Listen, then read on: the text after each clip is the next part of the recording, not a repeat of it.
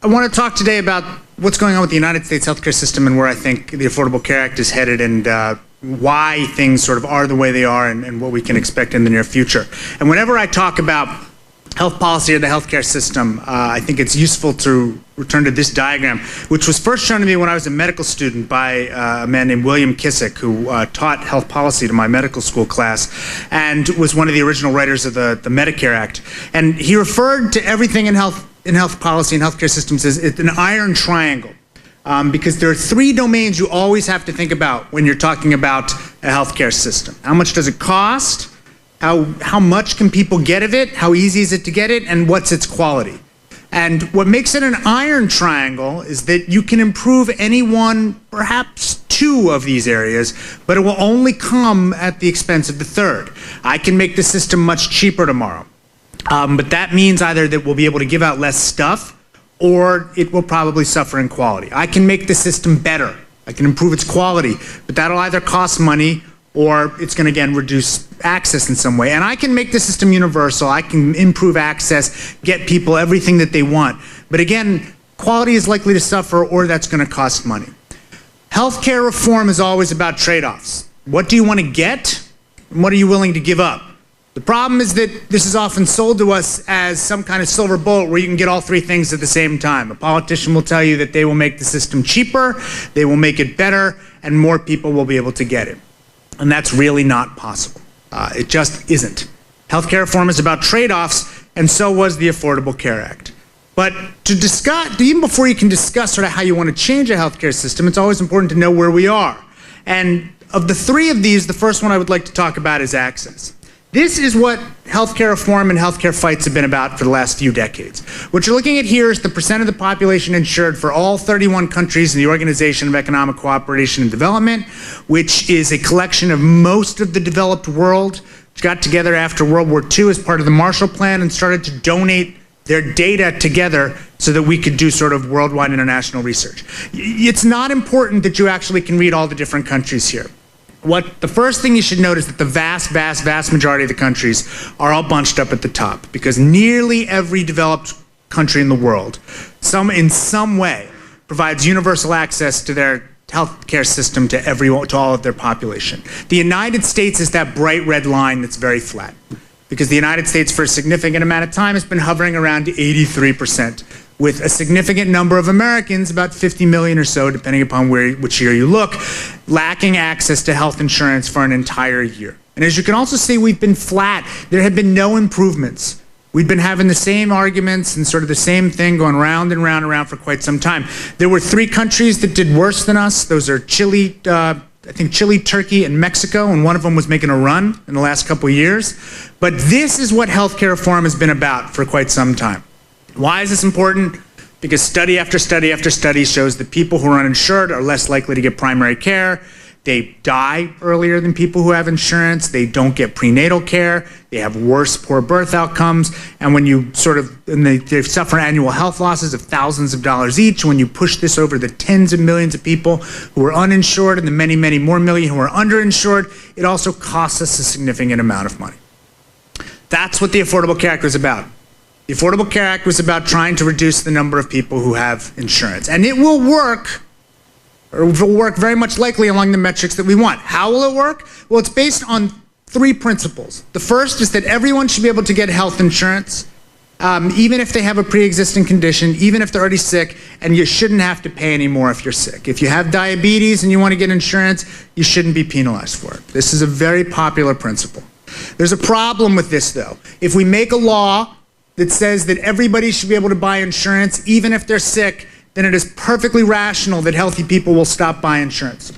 Because if I know that I can buy insurance when I get sick and you can't charge me more for it, then why would I want to buy insurance when I'm healthy? It's a perfectly rational economic decision not to buy insurance. To stop people from doing that, we have to create some sort of incentive to get people to buy insurance even when they're healthy, or else the system will break. And if you're going to make people buy insurance, if you're going to pass any kind of regulation or law that makes people or incentivizes people financially to buy insurance, you have to make sure that it's affordable. You have to give people subsidies in some way or some kind of money to make sure that people even in the lower end of the socioeconomic spectrum can afford it. These are the regulations, which everybody loves, the individual mandate, which everybody hates, and the subsidies, which people are somewhat divided on. But they form what we call a three-legged stool. Why? Because all three are necessary to make this work. If you want the regulations, and the regulations, by the way, are how countries worldwide provide a universal healthcare system with private insurance. That's how it's done. This wasn't some magic idea that was sort of whipped out of the air. It's how Massachusetts did it. It's how Switzerland does it. It's how Germany does it. It's how every country that builds a system on private insurance creates a universal healthcare system. It has some sort of regulations like this. But if you can't have the regulations without the mandate, you can't have the mandate without the subsidies. It's why it's a three-legged stool. If you pull any one of the legs out, the whole thing will fall over and collapse. And as I said before, it will work on the metrics that people were sort of planning it on. What you're looking at here is the number of uninsured without the law and with the law. Based upon CBO projections, you see that even back before the law was passed, they expected at some point in 2014, when the exchanges kicked in and the Medicaid expansion kicked in, that the number of uninsured would drop and would continue to drop until about 2016 or so, when things would flatten out. There will still be uninsured people in the United States. Some people will choose not to buy insurance and will pay the penalty. So be it. There will be many undocumented immigrants who will still not have access to insurance, either through the exchanges with their own money or through Medicaid. And so we will do better, but we will still have some uninsured people in the United States. And this is not far off from how it is played out. The failure of the Medicaid expansion in some states has meant that some states have higher rates of uninsurance than we thought, but other states have actually engaged things slightly better than we thought. And so the numbers have been dropping in ways that are not too far off from what was projected even before the law. But that is only one way to measure access in the United States. And there are plenty of other ways that we should care about access and plenty of other ways where we're still not doing well. I'm going to present you a number of slides where I'm going to talk about different ways of looking at access, and in all these slides I'm going to use studies from the Commonwealth Fund that have been done in the last couple of years. It's important, I want you to note, that I'm going to show you a variety of countries, because I do not want to cherry pick, because in almost every one of these slides we will beat Canada. And that is why politicians love to demonize Canada, and they love to talk about Canada, but there are lots of other industrialized nations, and we shouldn't just pick one. This is the percent of people in the United States who have to wait a week or more to see the doctor when they're sick. Almost 1 in 5 Americans, and this includes plenty of insured Americans, need to wait a week to see the doctor when they are sick. You will note we beat Canada, where more people have to wait, but there are plenty of other countries that can see doctors much faster than us. And when we talk about wait times, these things matter. These are the percent of people who have difficulty getting care on nights, weekends, or holidays. And this is a problem because a lot of life occurs on nights, weekends, or holidays. And as you can see, again, we beat Canada. But many other countries do a better job than we do, where it is much easier to get care at times when it's not sort of 9 to 5 on weekdays. This, by the way, has been shown in studies to be one of the major reasons why people overuse the emergency room. It is not because of uninsurance. Contrary to what you've heard, in fact, since the Affordable Care Act has been passed, more people have been going to the emergency room. And a lot of people are saying this means the Affordable Care Act is failing. That is not true. When you increase access, which is what the Affordable Care Act is going to do, people will use the healthcare system more, including the emergency room. The problem is when you increase the access, lots of people still can't get to see the doctor on those 9 to 5 weekdays, and they go on nights, weekends, or holidays, which is when the emergency room is open. And one of the major reasons why is because it is very hard to get care in this country on non-weekday sort of regular work hours. This is the percent of adults who are confident or very confident that they could afford care if they needed, and here we're clearly the worst. Fewer people in the United States believe that they can get care, and these are, by the way, again, include insured people. Almost half of Americans are not confident that they could afford care if they need it, which makes us much worse than almost any other country we compare ourselves to. This is the percent of adults with serious problems paying or who are unable to pay their medical bills, and in this case we look like none of the other countries. 1 in 5 Americans, again including insured people, are worried that they can't pay their bills. This is even worse. 1 in 3 Americans will avoid care because of cost. This is a lab test that is ordered that does not get done. It is a prescription that is given that is not filled. And it is a consult or a referral that is made that the people do not go to the doctor. 1 in 3 Americans will avoid care because of cost. And what I've done in this next slide is I'm breaking that last slide out by the richer half and the poorer half of each country. The richer half is in yellow and the poorer half is in green. What I want you to note here is that the richer half of America is more likely to avoid care because of cost than the poorer half of almost any other industrialized nation in the world. The richer half of America is more likely not to get a prescription filled, not to get a lab test done, and not to see a doctor that they were referred to because of cost than poor people in almost any other country we compare ourselves to. This is not a problem of uninsurance. This is a problem of cost of healthcare in the United States. So our access is not so good. We hope that it'll be better once the Affordable Care Act really kicks in and keeps going and when things get going. But as I said before, the Affordable Care Act is mostly about providing people insurance. It's not nearly as focused on the cost, and the cost remains a problem. And that's what I'd like to talk to you next about for a few minutes. What you're looking at here is a reasonably complicated diagram, but this is how the CBO, or the Congressional Budget Office, projects the budget for the future. All the areas of shading are spending. That dotted line that you see going horizontally across is revenue, it's taxes. Anytime that the dotted line is above shading, the United States is in a surplus. You can see that rarely occurs. Back in the late 90s, early 2000s, we had a surplus. But since then, the dotted line has been below the shading, which means we're in a deficit. You can also see that there was a serious bump around 2008 or so. That was the stimulus. That was when spending skyrocketed and everyone started to panic. But there's a few things that I really want you to note here. Spending can be broken down broadly into three categories. The bottom is what we call non-interest spending. That's everything the government does that's not entitlements, really. That is the FBI, that is defense, that's Homeland Security, that's schools, that's education, that's everything the government does. And while we panic about spending in this country, that's relatively flat to decreasing as a percentage of GDP. You can see where things went really high during the stimulus, but they've already come back down and they'll continue to go down in the future. The dark blue shaded area above that is Social Security. And it's very fun for politicians to demonize Social Security and talk about that as if it's going to run us into a ditch in the future. But as you can see, Social Security rises gradually as a percentage of our spending until about 2040 or so, and then it starts to decrease back down to a more manageable level.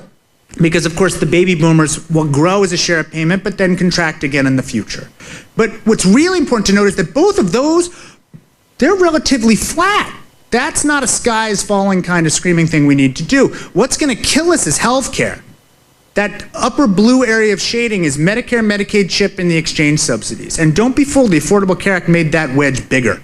Because, of course, now we made a Medicaid expansion and we paid for the subsidies. And the Affordable Care Act tries to pay for things by making payments smaller in other areas, including some of that area down at the bottom. But we do not have a spending problem in the United States long term. We have a health care problem.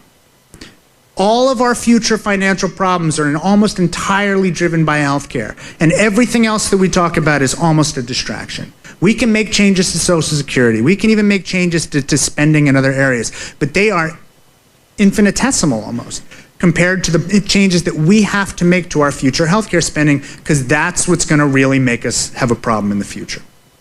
It is not just a public problem. There are 4 lines here. The bottom dark line there is workers' earnings, and that is for about 12 years, from 1990 to 2012. The gray line just below that is inflation. And as you can see, inflation has been very low for the last decade, and workers' earnings have barely beaten inflation.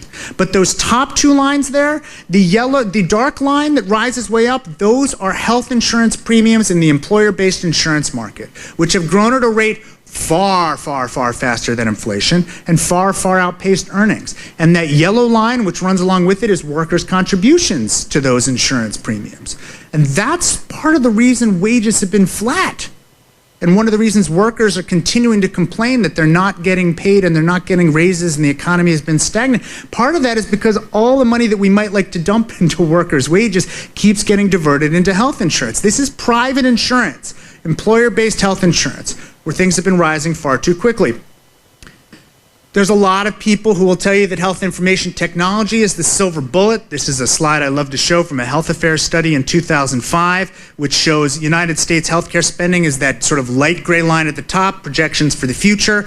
The line right below that is the projection of if we could only achieve the 1.5% efficiency that the retail industry gets from information technology, look how healthcare spending would come down. And if we could achieve the 4% efficiencies that telecommunications gets from information technology, look how low healthcare spending would be in the future. All our problems would be solved. This was 2005. Everybody got all excited and politicians ran on the idea that health information technology would help us. They updated that study in 2013, where now the yellow line is what actually happened. And as you can see, health information technology has had almost no effect on healthcare spending whatsoever. I do almost all of my research in health information technology. I love health information technology. Health information technology will make almost no effects on how healthcare spending goes. It is sold as the silver bullet often, but this problem is not so easily solved. Moreover, we've been saying this for decades. Our healthcare spending problems are much larger than can be fixed probably with this. There are some good news.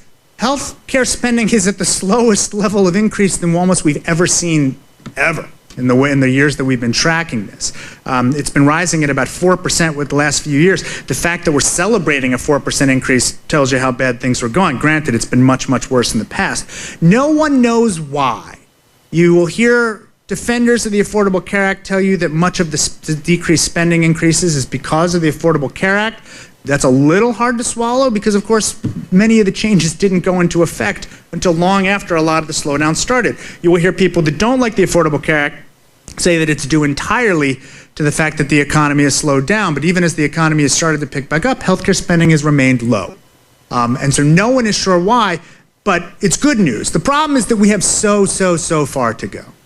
This, again, is all 31 countries of the OECD with their private and public spending as a percentage of their, or how much they're doing total, excuse me. And as you can see, the United States is all the way on the left. Our spending is 2 to 3 times per person what any other country in the world spends. What's even more sad is that the bottom half of that line is public spending, and that is underestimated because we're including private spending, all of the private insurance that you pay for out of tax dollars. I work for a public university. Your tax dollars are buying my private insurance. That is public spending on healthcare. Public spending on healthcare is about 2/3 of healthcare spending. And 2/3 of that line means we're already spending more in public money than any other country spends in the world total. Private, public, doesn't matter how their systems run.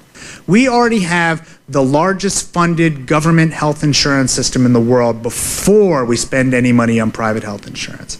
Our costs are far beyond any other. I want to show you that one more way. I'm going to graph for you here healthcare spending versus GDP. So on the x-axis, you're looking at the wealth of a nation in GDP per person. On the y-axis, you're looking at healthcare spending. And if I graph pretty much every other country but ours, there is a very tight, rational relationship between how wealthy a country is and how much money it spends on healthcare. And that makes sense. Wealthier countries should spend more money on healthcare. They should. And that's what we need to remember. We should be spending more money on healthcare than any other country in the world. That is utterly rational.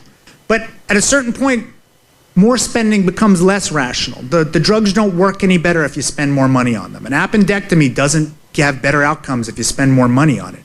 And so countries on the far right side, which are Norway and Luxembourg, actually start to drift below the line, where they're not spending any more money on healthcare, even though they have significantly more wealth. But the rest of the countries form a nice, tight relationship, as I said before, between how wealthy you are and how much money you spend. One country, however, is almost literally off the charts. That is the United States, which spends far more than you would expect given our wealth, and that's the key. It's not that we shouldn't spend more money than other countries on healthcare. We should. It's how much more we spend than given what you would expect given our wealth. Everything between that dot and that line is waste. Economists can't figure out what we're doing. Why are we spending it? That is tons and tons of money, hundreds of billions of dollars that is being spent in areas that don't make sense rationally. It is more than you would expect given our wealth. And that, again, is often what's driving many of the problems in spending. But back to the Iron Triangle, we now have a system which is not good in terms of access. It's probably worse than almost any other country we compare ourselves to, and our system by far is more expensive than any other country in the world. A rational healthcare system would therefore be trying to maximize the third. We would at least be able to say, if we're going to spend a fortune and limit access, our country should have by far unequivocally the #1 healthcare system in the world. And the fact that we can't say that for sure is a real problem. There are lots of metrics you could pick to measure the quality of a healthcare system. I could talk for hours on those, but I'm going to present some of the most common. You would hope if we have a very expensive healthcare system and we don't have a lot of access that we'd at least have a lot of doctors, but we don't. This is the doctors per population, sort of how many doctors we have per 1,000 people of the 31 countries in the OECD. And as you see, I grabbed that in red. The United States is towards the bottom. We have few doctors here. And we're spending a fortune, remember, a ton. And we're not giving it out to everybody. We don't have many doctors. And part of the problem is that our relationship of generalist to specialist is way off. The light shaded area is specialist, the dark shaded area is generalist, and as you can see, our ratio is almost all the way to the end. But here's the real problem that's hard to grasp. It's not that we have too many specialists. We actually have an average amount of specialists. Our problem is that we are woefully low on generalists. And everybody keeps talking about the fact that we need to convert our specialists to generalists, that we have too many specialists. We don't. We just have so few generalists that even with the average number of specialists we have, our ratio is just way off. And so therefore, what we really need to do is massively invest in our generalist infrastructure and stop focusing so much on trying to get people out of specialists. Try to get a specialist appointment in the United States of America today. I even have friends who are wealthy, who can't get appointments with specialists because we have still not enough. We have like an average number, and that's not enough for what we're trying to do in the United States healthcare system today. We're not training them. This is the number of medical graduates. We turn out fewer medical graduates than almost any other country in the world, which is why so many foreign medical graduates keep coming to the United States and filling up residency slots and taking residency slots, not just filling them up. We need them. We absolutely need them. We are not training enough doctors for the future here in the United States. Even given the fact that we know we have a massive doctor shortage, we can't seem to figure out a way to turn out more medical graduates to take care of people. People keep talking about preventable admissions. This is the new metric that CMS likes to use and talking about how do we do in terms of quality. We're going to measure people for readmissions and things like that. This is preventable admissions for asthma. And as you can see, we're second to last. We're beating the Slovak Republic. We don't do well in the metrics by which we would measure quality internationally. This is, let's pick, how do we do in terms of disease, prevention? How do we do? This is people dying of heart attacks, ischemic heart disease mortality. We are clearly in the bottom half. More people die in the United States of heart disease, of heart attacks, of ischemic disease mortality in this country than most of the other countries. And this, again, it's after we're spending a fortune and after we're not having access for everybody. But, life expectancy, not a perfect metric. Many people don't like life expectancy as a metric of quality. They will point out to the fact that it's related to many things outside of the control of the healthcare system, things like alcohol, even though we have lower rates of drinking than most of the OECD countries, to tobacco, even though we have lower rates of smoking than most of the other countries. They'll point out it could have something to do with demographics, even though we have a smaller percent of elderly people and a higher percent of children than almost any other OECD country. And they'll also point to obesity where, yes, we don't do well. And we have a higher number of people with obesity than almost any other OECD country. But the important thing again here is you're looking at life expectancy versus GDP, and we're an anomaly.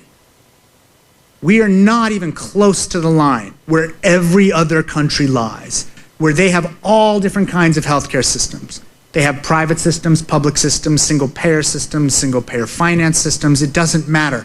They all have a reasonably decent relationship between how much money they spend on healthcare and life expectancy, and not the United States, where we're spending far more money pushing us to the right, but not achieving the same goals.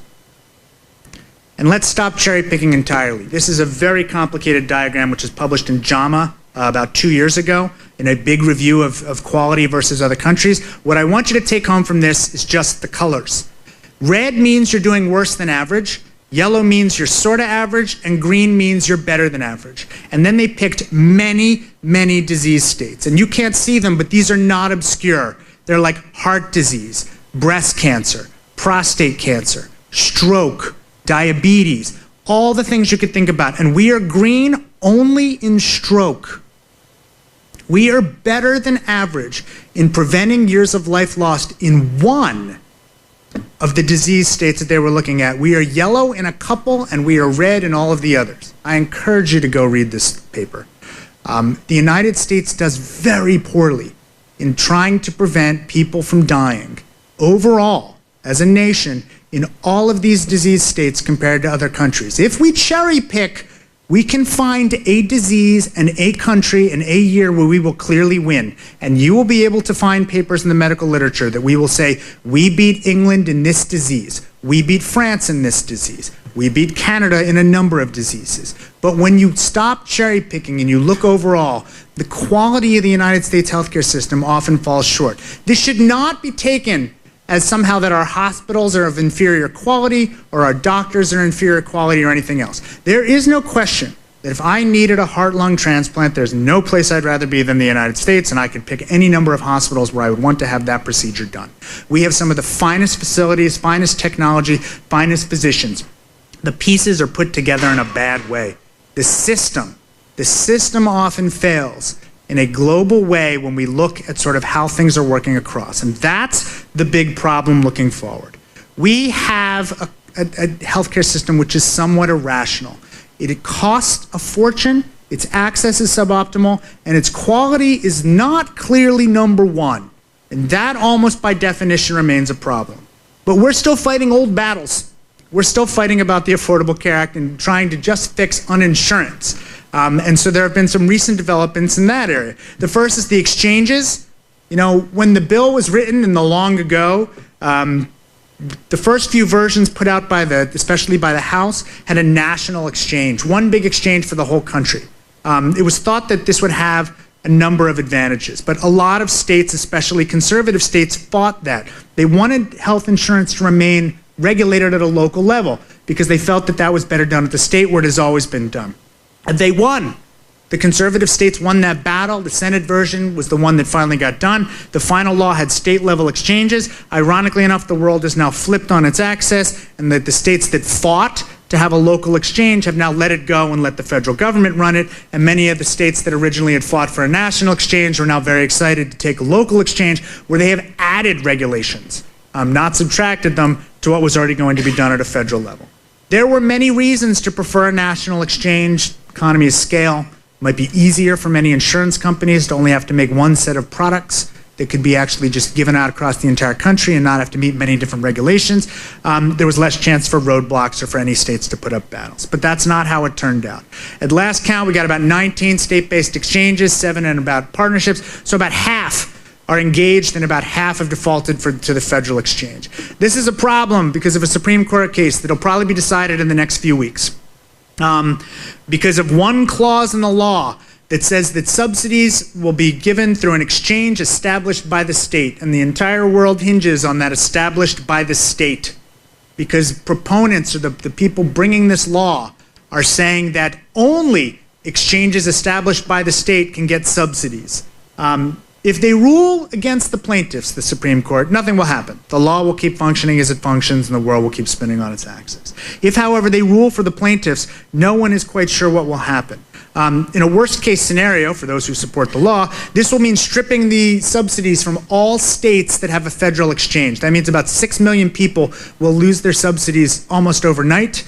That will be a big headache for many people who are holding up this law, and another 1+ million people will probably also lose insurance because premiums could therefore become unaffordable, because that will change the dynamics of the local insurance market. If that many people drop out of their insurance, more healthy people will drop out probably, and that will mean that premiums will go up for everyone, and probably another 1+ million people will wind up losing their insurance. This will be a major headache. There are a number of ways to sort of overcome this glitch. If this is what happens, I'm sure the administration is putting together some proposals to find ways for states to quickly set up their own exchanges, which all they would do is create a body which would then hire out basically the federal government. Lots of people think that would be illegal, but this will be something that will have to happen. It's going to happen in the next few weeks. Again, it's not quite as big a deal as if they had overturned the individual mandate a couple years ago, but this is still something that everybody is watching very closely. The second area of concern is the Medicaid expansion. Everybody in the Affordable Care Act, the original way that was written, everyone earning up to 138% of the poverty line was supposed to get Medicaid. This meant about half of the 30 million people who were supposed to get insurance through the Affordable Care Act were going to get Medicaid. Some states opposed this for two reasons. One was that they assumed there'd be hidden costs, that although the federal government was going to be very generous, that at some point the federal government would default or stop paying for the Medicaid, and this would therefore fall to the states. The second is what we call the woodwork problem. The government was only being very generous with newly eligible people for Medicaid. But there are many people in the United States who qualified for Medicaid before the law was passed but had never taken it. Those people were not going to get the very generous 100% paid for by the federal government idea. They were going to have to be paid for in the usual 75-25 way that Medicaid usually happens. That will cost states a lot of money, and states were upset about this. There was a flaw in their thinking, however. Lots of people are going to come out of the woodwork and have, regardless of whether they accepted the Medicaid expansion. They can't turn those people away, and they're going to have to pay for them no matter what. So avoiding the Medicaid expansion does not necessarily take care of the woodwork problem. It's worth a quick review of what Medicaid used to be and still is in many states, because people assume Medicaid is a universal program for poor people, and it is not. Medicaid has to cover children under the age of 6 up to 133% of the poverty line, and it covers children older than that up to the poverty line. And SCHIP, or the State Children's Health Insurance Plan, covered children in most states up to 300% of the poverty line. So kids are very well covered. They have to cover pregnant women up to 133% of the poverty line. It's interesting to note that 1 in 3 children in the United States is born under Medicaid. 1 in 3 women who deliver babies do so under Medicaid, meaning that 1 in 3 women who deliver babies in the United States live in poverty. Medicaid is a huge coverage of deliveries in the United States. Medicaid has to cover parents to 1996 welfare levels, which is interesting and complicated, and it also has to cover the elderly and those with disabilities who receive social supplementary insurance. But here's what that means. What is poor in the United States? The federal poverty line for a single person in the United States is about $11,000. If you're a single mother with a child, on the other hand, it's about $15,000. This means that if you make minimum wage, and what minimum wage used to be in most places, and you did it for the entire year, you would still be just under the line for Medicaid. But Medicaid is not perfect. States can set their own rules. And in most states, in fact, pretty much all states, if you are under 65 and you don't have children under the age of 18, if you are not a parent, you cannot get Medicaid no matter how poor you are. If you make $0 a year and you have no children, you cannot get Medicaid, period. And that is most states in the United States. And the parental limit, which was 1996 welfare levels, can be shockingly low. In Arkansas, it's 16% of the poverty line, which means if you're a couple with 2 children and you make just over $3,000 a year, you are too rich for Medicaid. Medicaid is not a universal program for poor people. Medicaid is a universal program for children, pregnant women, and poor elderly people, and very few elderly parents. But for adults, even working adults in the United States, even if you have kids, it doesn't cover many people. Of course it doesn't. This is why half of the 30 million people were going to qualify for the Medicaid expansion, and they all made less than 138% of the poverty line. They were people without children, who were the working poor, who were making up to 138% of the poverty line, and there were many parents still, who still made limits like above the limit like this. And don't think I'm picking on Arkansas. I'm picking 10 states here to show you. That's Arkansas, Louisiana, Texas, Alabama, and West Virginia, where you can see that the percent of the poverty line that you have to make is incredibly low. If you make $5,000, $6,000 a year and you're a family with 2 kids, no Medicaid, too rich for Medicaid. Other states, however, are much more generous. California, New York, Illinois, all the way up to Minnesota there, which is very generous. So Medicaid was not the universal safety net for poor people, but it was going to be. But the Supreme Court decided that the Medicaid expansion was not going to be mandatory for many states, which meant that many states opted out. States that forego and have foregone the Medicaid expansion are suffering to some extent economically. In 2016, accepting states got about $30 billion from the federal government. And it's important to remember that Medicaid money isn't like cash. that you could spend on whatever you like. That is $30 billion that went directly into the healthcare system. That's $30 billion that went to hospitals, to drug companies, to device companies, to local businesses and everything. That's money which is spent on healthcare locally that keeps the healthcare system going. States that did not accept the Medicaid expansion left $35 billion on the table. And businesses around the country are letting their representatives hear that. Indiana last year decided to accept the Medicaid expansion. That was almost entirely because local business was yelling so loudly that so much money was being left on the table that the healthcare systems, the hospital systems, the many device companies that we have, pharmaceutical companies, all of them were losing significant amounts of money because the Medicaid expansion was not being accepted. Providers are still going to care for the uninsured. And studies have shown that in the states that did not accept the Medicaid expansion, the percentage of patients who are uninsured and being seen has gone up. And the percent of patients who are uninsured in the states that have accepted the Medicaid expansion has gone down. That is quite simply just, again, money going into the system and into many businesses locally that accept the Medicaid expansion.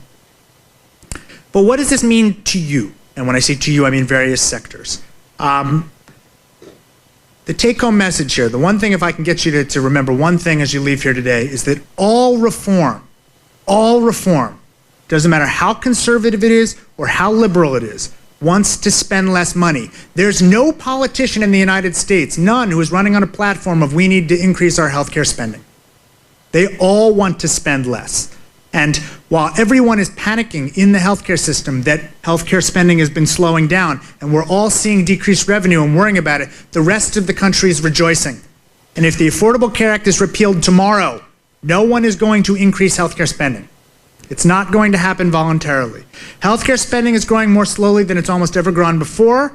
It is great for the United States of America. It is terrible for everybody that works in healthcare. We're seeing layoffs. We're seeing people worried about revenue. We're hearing many people complain. We are complaining in the bubble, but the rest of the country is looking at the future budget projections and getting a little bit excited because things look better than they ever have before. It is important to remove politics from this. Less money going in is the lens by which all things have to be looked at. This is not a Republican or a Democrat thing. Again, everybody wants to spend less money, and people are worried about how we're spending less money, whether it be a consumer-based driven reduction or whether it's a government-based driven reduction, but everybody wants to see less spending.